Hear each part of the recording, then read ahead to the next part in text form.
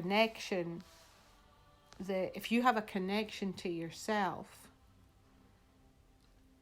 which is really good, and you've managed to build a level of connection, so you're able to listen to yourself, and you're able to listen to what you feel you need at any one moment, and then your weakness is you quickly become attached to what someone else wants, and you've known what you want, but your attachment to someone else takes you out of what you want, and then you never give yourself what you know you want and know you need that's going to make you happy.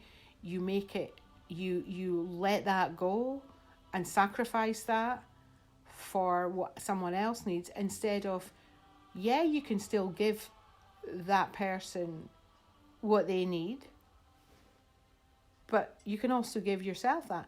Simple example, and this is just, I was having this conversation earlier where a person was wanting to change her diet and to eat more plant-based food because that she knows is healthier and wants to do that and all the rest of it, which is a good decision.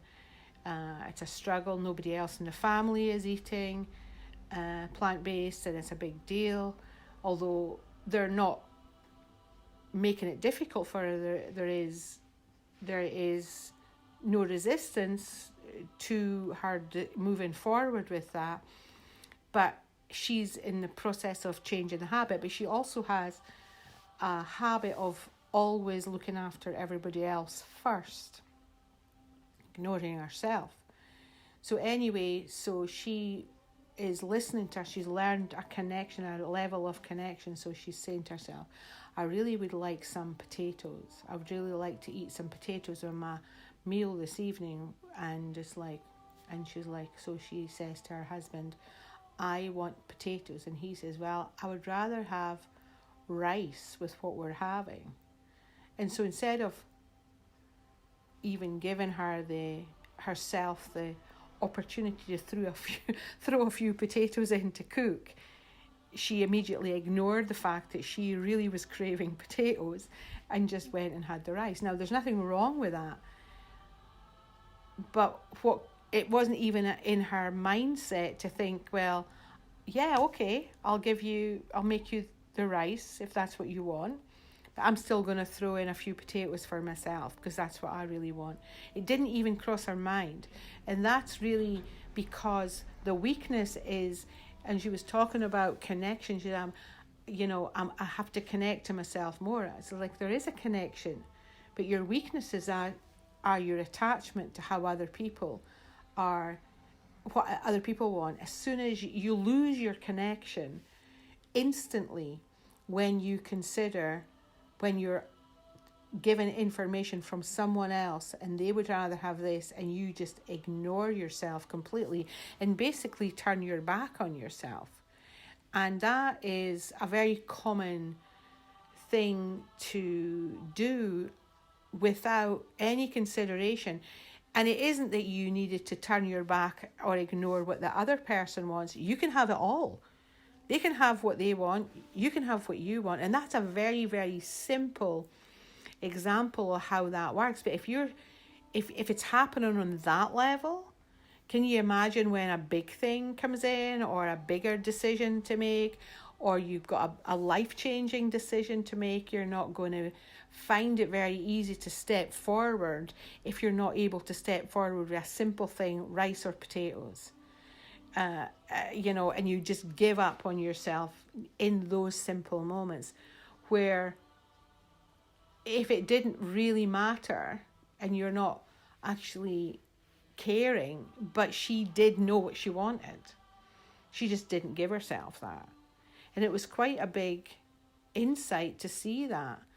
And it's those simple things that you can really start shifting and pay attention to, where just thinking outside the box and just taking that moment and looking at how I can still have what I want and still give this person what they want because I care about them just as much as I care about me. But I'm not even giving myself any thought. Not giving myself any considering. It's all about the other people on the outside and what they need, and my needs are never really met. And that's always caused in this, it's like it causes sadness. It causes an inner sadness. And that sometimes you can't put your finger on it because it's so difficult to identify because it's so subtle. It's these normal everyday things that where we override ourselves and therefore perpetuate sending a message to ourselves that what you want doesn't really matter and what you need, it doesn't really matter, and just you ignore yourself and suck this up, and it's not necessary. We can have it all. We can look after the people that we care about just as well, but we can also look after ourselves. If you want to change your diet radically and you've got a whole load of meat eaters round about you and you're not able to even, decide the two plant-based things, rice or potatoes, it's kind of like, okay, am I going to bring lentils into this? I'm going to bring whatever you're not going to find it easy to do that. And so it's going to be stalemate for you, and you're blocking yourself without realizing. It's setting you up to fail. And I think that's really the thing about it is it's about really taking that time to sit back, step back, take a moment and go for a deeper decision, look for a deeper answer and find a way to have it all, make everybody happy, including yourself, because I think that's the thing that tends to get out of balance. And we want to be good people, we want to care about people, of course, and so we should, but also we need to care about ourselves a little bit more in the simple things. And often those simple things are just paving the way and showing us how we override the bigger things. And if the bigger things are overridden, then we can get really sad. But we're actually building that and normalizing ourselves the whole time to being ignored and to ignoring ourselves. And it doesn't mean that we have to put our needs before anyone else. Sometimes it does, but most of the time we can have everybody's needs met, including our own. But when we are ignoring them, which is how it is natural and normal for a lot of people, is like, oh, it doesn't matter. What I need doesn't matter. It doesn't really, no, it's okay. I'll let it go this time. But that's what we do over and over and over again. It becomes a normal, and then we don't know why we're feeling sad, or we don't feel that we're being listened to, or because we're not listening to ourselves. We're completely turning our back and ignoring ourselves in that situation, and that's really what's been going on. And so that was just an example of tiny little normal everyday example of how easily that happens. And I think that's really what it's about.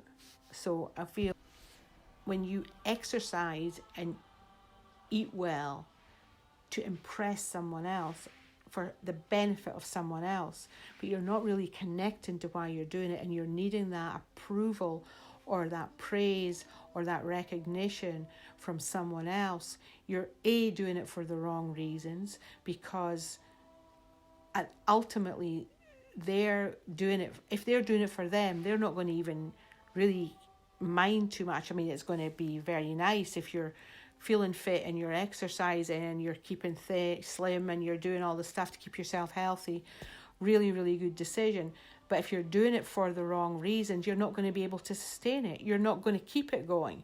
When that person leaves or isn't there or doesn't give you the feedback you want, it isn't going to keep you going. You got to do it for you. Everything you got to do for the right reasons is because it works for you. It makes you feel better. It makes you feel good about yourself. It makes you're the one that feels the energy of it.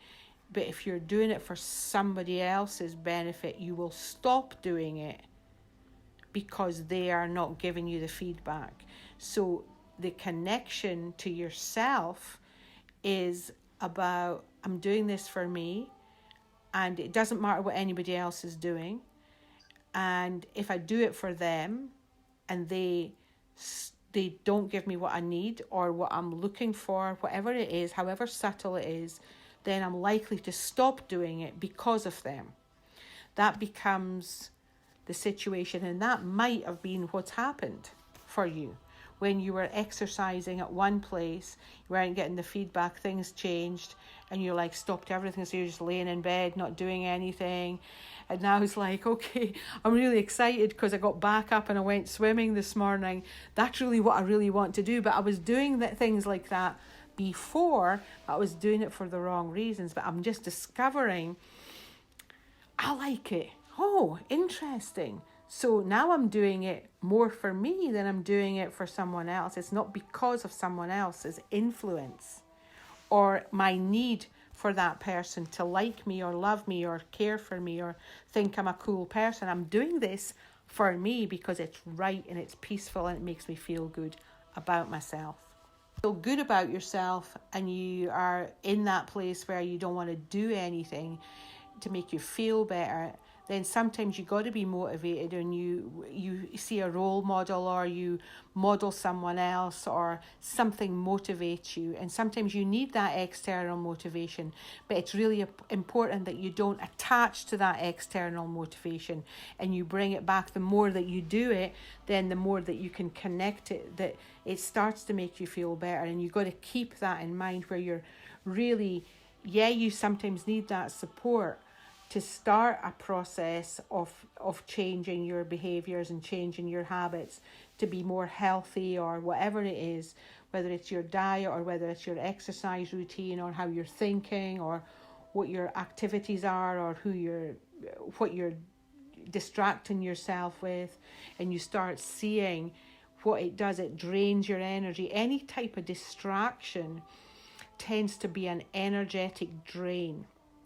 And anything that works for you, even if you do, for example, you were talking about doing the dishes. I didn't want to do them really, but I forced myself. I kind of listened to myself and I did them. I kind of pushed through that pain where I actually did them. And not doing them would have drained your energy. But doing them, even although you were tired or didn't want to or feeling lethargic or whatever, or bored or like a bit resistant to them, doing them would actually give you energy.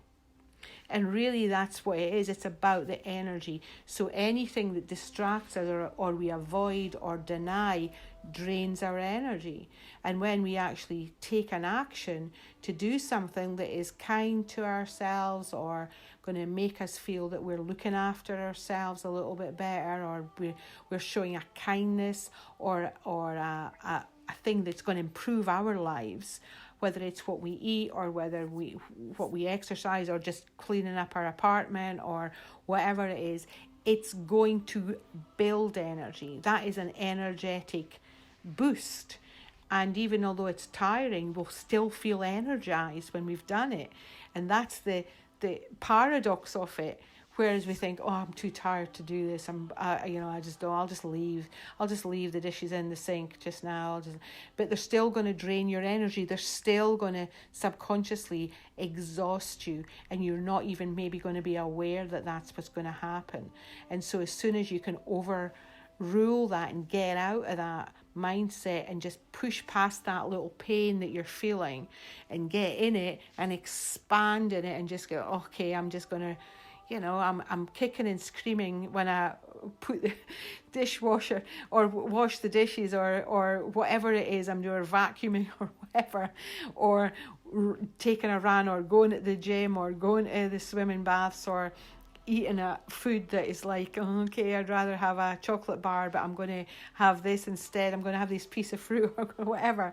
You're actually doing something. It just makes you feel better about you, especially when it's a kind, loving action for yourself.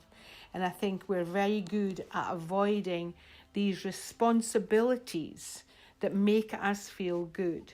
And that's actually how we can get into ruts where we just go, ignore this. I'll ignore this. I'll just avoid this. You know, it's just like, you know, I hate paperwork. I hate paperwork, you know, and I had a pile of paperwork, all my receipts that needed uploaded and everything. And I was like, okay, I've been putting this up for about a couple of months now. I was like, okay, they're piling up. So I said, right, I'm bringing a pile over and I'm going to spend 1 hour on my paperwork. I didn't spend 5 hours. It's going to take me about 5 hours. I said, I'm going to start with 1 hour. Today I'm doing 1 hour's worth of paperwork. And I did 1 hour's worth of paperwork and I got a chunk of it done. Now there's a whole load more to it, but it's less exhausting now. It's like, okay, I can see there's more to do, but I'm going to do another hour today. And so that'll have been 2 hours, and it's not, you can do it in bite-sized chunks and get it done. And it builds your energy as you go. You don't want to, but our resistance and our avoiding just drains us. As soon as we open up that door and start moving in and taking care of the things that we know we got to do, sooner or later, it builds our energy. And you don't often feel it going right up to, you know, to a high level at the beginning, because it's a process, but it gets higher as you go. And that's really what we're talking about. But it is about self-love at the end of the day. It's about self-care, and it's about self-awareness. It's about self-responsibility. It's about self-empowerment. All of these things are moving towards the same thing. And when self-responsibility comes in, it's listening to what you know works for you. If you're a person that, like, I could leave my paperwork and my accounting till, you know, for 6 months before, it drove me nuts. And it really got to the point it was really stressful. So I don't do that anymore. I keep on top of it. I don't like it anymore. I don't enjoy doing it, but I find it easier. It's less of a struggle. It's less painful. It's less stressful. It's more doable when I chip away at it. And that's really what we sometimes have to do, chip away at things and not do one big burst and then we don't touch it for another 6 months or whatever. It's like keeping it consistent, and that consistency is what keeps it easier. It's just about making your life easier for yourself and making sure your energy is not being exhausted and drained by stuff that we're just distracting, because if we don't like something, we're going to distract ourselves. But if we've got to have that ability to be a little bit more disciplined and say, okay, I'll go on that distraction after I have done my dishes, or I've done an hour of my paperwork, or I've done my exercise, or I'll allow myself this little time, but I'm not going to get on it first, because if I get on it first, if I go on my phone first, or I go on my, you know, on any of the social media first, or I go on the dating site first, or whatever it is we go on, we'll never come off it, and we're just going to get hooked in the distraction. Before we know where we are, the day's gone, and we're like, okay, we wake up the next day, we're exhausted. Why? Because we've not looked after ourselves. We've just distracted ourselves from our lives. That's the problem that we often get into. I don't know if that answers your question, but that seems to be the way things are going. If you just do the easy things, you ignore the difficult things, it will make your life more difficult. And that's why we got to learn to face our responsibilities and face the difficult times. But sometimes doing the easy things starts that process, because if you have an easy thing and you start the movement of the energy by doing the easy thing first, and then make a decision that after I've done this, I'm going to do that. But if you start the difficult thing first, sometimes that can be too big a mountain to climb, and you don't have you haven't built the energy to get up that mountain, so you can you have to decide that I'm starting somewhere, but I'm not stopping at the easy things. I'm not going back into my old habit just because I've done one things, and I'm going to justify why I'm not doing the big things because I've done that small or a number of small things. You have to really always face your fears, face your difficulties, and that does give you a massive sense of self-achievement, it just makes you feel so good about yourself. But you sometimes need to start small before you can get to the bigger things. And I think that's really important. It's being wise with it, really. The easy road is not going to lead you to where you want to go. And the hard road it's hard to go the hard road sometimes, but the hard road makes your life easier. The easy road makes your life more challenging and more difficult eventually. And I think that's a lesson for all of us, that we need to learn that sometimes we've got to do things that are difficult and challenging for us. And it's not that we have to do them on our own either. You know, sometimes we do have our limitations, and we do know that we're able to do some things and are good at some things. Like, I know I'm not good at certain things, and I have no issue with that. And there are other things that I'm very good at that I have no issue with either. And I would help people with the things I'm good at, and other people will. I'm not afraid to ask for help where I know I need it. And that's the thing also, that people have this fear of asking in a healthy way for help, because they have a judgment, or they think I should be able to do that, or am I really stupid, or I'm going to be a bother, or whatever. But if you know something about yourself, and you know it's going to take you 5 hours to do something that someone else can do in 2 minutes, and it's you're even if you do it in 5 hours, you're still not going to trust or feel that it's comfortable, or it's going to be difficult. You do what you can, but you don't necessarily need to do it on your own. And I think that's the key. But we've got to learn not to drop hints and to say, can you, I'm not very sure, would you pop back? I had one client that said to me, she would have difficulty doing stuff, and she said to me, I would say to my friend, do you want to come in for a cup of tea? But she'd have a list of things to do, and it's like, why don't you just say, I've got some things I need to do, would you mind coming around? I need a hand. And that was a far stronger, healthier way, but it was playing that victim, and we play the victim. And sometimes when we play the victim, we are going to be exhausted. Victims are exhausted. And people know it's not that anybody minds helping. We all love helping people. But we don't like to be manipulated into helping people. We like to be, this is what I know I'm doing. This is what I know I need, and I'm here to do it. I have no issue doing it. I actually enjoy doing this and helping you out. But don't manipulate me, because that feels offensive. I don't like being manipulated, and I don't like people that manipulate me. It becomes a barrier. That becomes a different thing. It's like, let's just be open and honest and ask in a healthy way. Be vulnerable in a healthy way. And that's being honest and knowing what you are, who you are, how you are at that moment.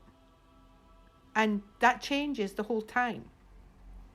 But playing into a story where you're manipulating because you're afraid to ask, it's just a level of judgment. And there's really a really great strength in being able to be vulnerable and need help. It's a very powerful strength to have. It's a strength when you say, I need some help here. Would you mind helping me out? But it's cleanly and not being a victim. It's not playing the victim. It's just being honest. It's being vulnerable, and you're being compassionate with yourself, kind with yourself, and you know, you're asking cleanly. If you know what I mean. Does that make sense? Yeah.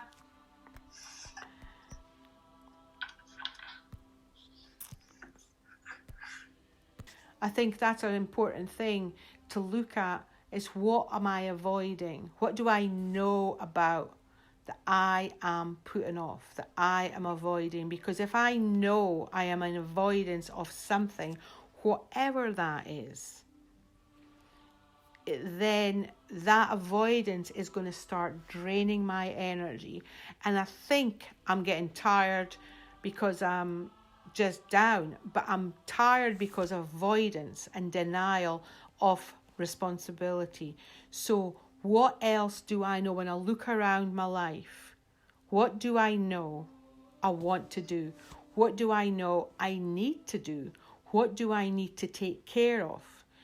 Is you know, I had a client who had wanted her hall decorated. This is an example. It was a long time ago. She wanted her hall decorated, and she had cans of paint in the hall waiting for about, I don't know, months and months and months. And she kept talking about getting the hall painted and getting the hall decorated, and the paint was there. Every time she passed those cans of paint, they were unopened, and she saw the hall as it was, and it was not decorated the way she wanted it. She was draining energy. And so when we discussed it in our call, she was like, huh. And I think that very weekend, she decided, she'd been waiting for someone, her mum, to come and help her do the decorating with her. And she decided to just get ahead and do it. She opened the cans of paint, decorated the hall, and she said, I cannot believe how I feel. It's like, I feel energized. I feel great. I feel excited. I mean, she was back, and it was the whole time for all these months, these cans of paint were taking her energy. They were sitting there doing nothing. Nothing to do with the paint. It was the fact that she had not done what she wanted to do with them, and had waited and delayed and avoided. And that is an exhausting way to live. It drains your energy. So it's looking around your life and going, what do I know? What would I like to have done?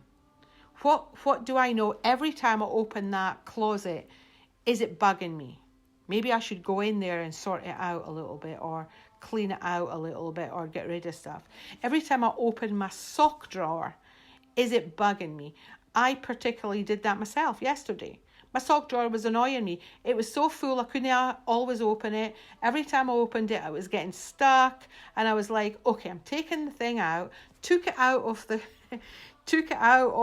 chest of drawers, emptied it out, threw all the socks that I didn't want out, all the old stuff, sorted them all out, and it's like, and when I went in this morning to get a pair of socks, I'm like, oh, this is so great. And it's just those simple things that give us energy. They give us joy. They make us feel we're in charge of ourselves. They make us feel that we're taking care of ourselves. It's those little simple things. But they can build up if you're leaving them and ignoring them. They build up and build up and build up until you got a mountain to climb. Just like my paperwork was becoming the mountain. And I was like, so I'm starting to chip away at the mountain. And that's really how it works. I don't know if that makes sense, but it's about energizing yourself by doing and taking care of the things that you know are important for you. And if you're avoiding them or distracting yourself with something else on the outside rather than take care of them, you're going to feel tired.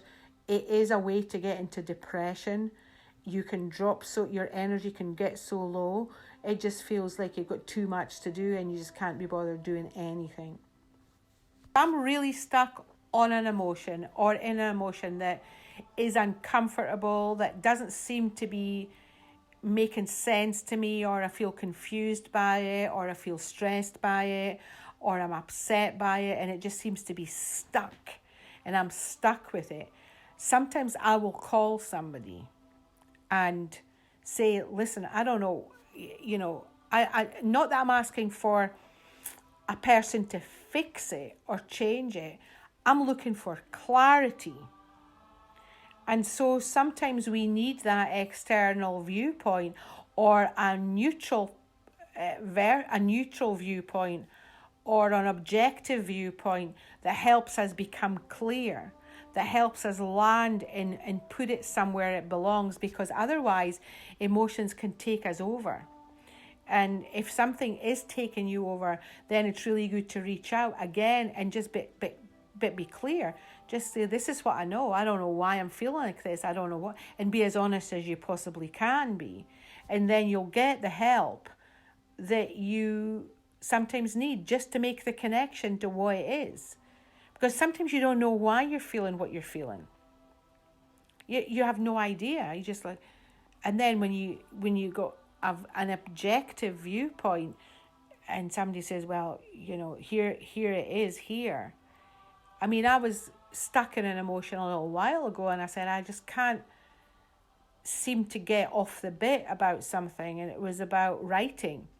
And it's like, it's really frustrating. I'm avoiding it. I'm just not getting anywhere. It doesn't feel like I'm going anywhere. And this person just said, just be yourself.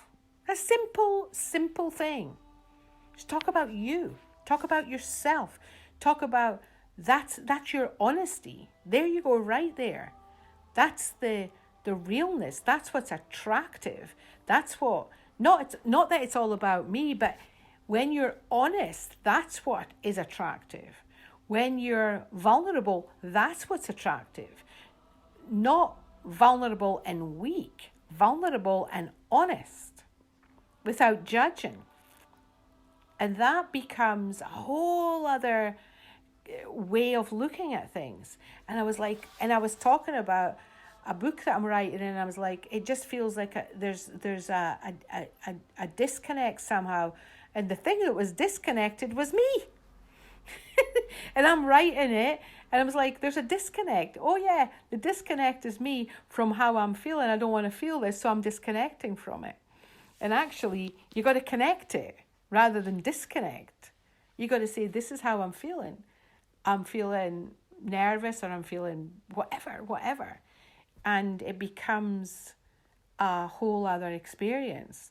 And as soon as we had that conversation, and I was actually walking in the park when I had that conversation with a friend of mine, and as soon as I was like, okay, I could feel the energy starting to move again, because the connection to your truth, whatever that is going to move the energy. That's it. And only you really know what it is. But sometimes we are blinded. We all have blind spots. We can't see that. And so when we actually do have a help from an objective, wise, or neutral person that is not going to be using our vulnerability or exploiting our vulnerability, but actually just loving us and being wise and kind and neutral and not trying to fix us either, not trying to make it okay, but to just give a viewpoint that just is their perspective. And it's like, and that sometimes, and you're open-minded enough to that, it just makes sense. Because sometimes we get lost in our own selves. And I think that's the thing, that was my experience of that situation. Not always disconnecting from your emotions, it can block your emotion. But when you connect it without judgment, then that starts to move the energy. If you can name it, even better, but it's not always necessary to even name it. It's just to own it and know that you've got it, and know that it's not who you are, it's how you feel at that moment. And that moves the energy. And even if it's emotion, and a lot of the time when we've got an emotion that we don't like I'm feeling sad, or I'm feeling depressed, or I'm feeling confused, or I just feel a bit blah, or I just don't, or I feel angry, or I feel resentful, or I feel frustrated, or whatever, and we don't like those feelings, we'll disconnect and say we don't want to feel it. Actually, that just blocks it. But when we can actually just say, I just feel blah right now, or I feel depressed, or I feel I'm confused, I don't know, I'm stuck. All of these things, just owning it is enough sometimes to help move it, because then you might not see the whole of the answer that you need to have, but you might see the next step that you can take to make it go away or make it feel better. And once you start and take that next step, you start to move the energy, and you're moving the energy's moving you, but you're moving the energy as well, and it works both ways.